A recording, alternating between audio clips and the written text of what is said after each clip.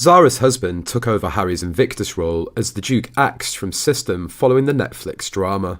My reading of the many articles recently isn't that the Sussexes are actively promoting interests of Russia and China, but that in promoting their own interests, which is to get back at the British royal family and earn millions from Netflix, they're using vague accusations of racism that will benefit Russia and China, which are already exerting influence on African nations, as well as Commonwealth countries in other parts of the world, i.e. in the Pacific region. Harry was put in charge of Invictus in interests of his precious military, yet he's too stupid to see what they're doing is counter to the interests of his own country. Harry effed around and now he's going to find out that attacking the family is fun gossip that important people don't care about, but attacking an institution that is part of the US national security establishment is a different matter altogether. A lot of people are now going to reassess their tacit support of the Harkles. It will take a while because no one will admit that Harry's Invictus role was axed because of a Netflix drama or internet trolling during the Wales' Caribbean tour, but that will be the eventual result. It will take years and it will be camouflaged as a reorganisation or rethinking of the organisation. Everything military is now in flux as the establishment analyses the implications of the Ukraine war, but he's going to be out. Notice that Sunshine Sachs leapt out of the sinking ship way back in September. That was likely the canary in the coal mine.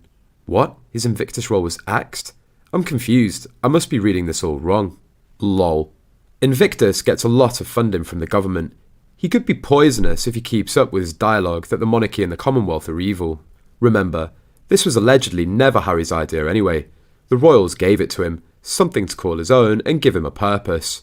Hope they will entice Mike Tyndall to take over Invictus. A royal expert analysed the Netflix series. She's concluded they're aiming at the Commonwealth with their racism accusations. Charles is the head of the Commonwealth, which passed to him from Queen Elizabeth II, but it's an unelected position for an unlimited amount of time. Harry and Meghan want to get him kicked off, since Meghan probably thinks she can do a better job simply because she's mixed race.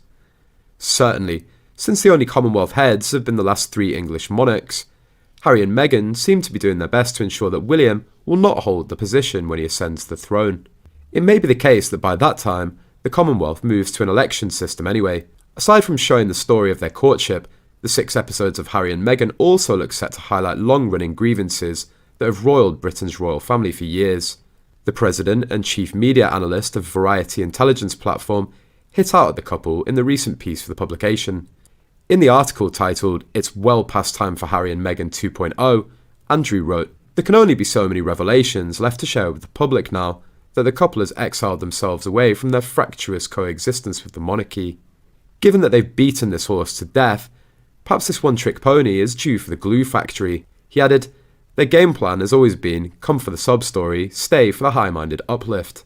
But that's a shaky strategy for keeping an audience around that probably doesn't care about anything either of them have to say that isn't royal gossip.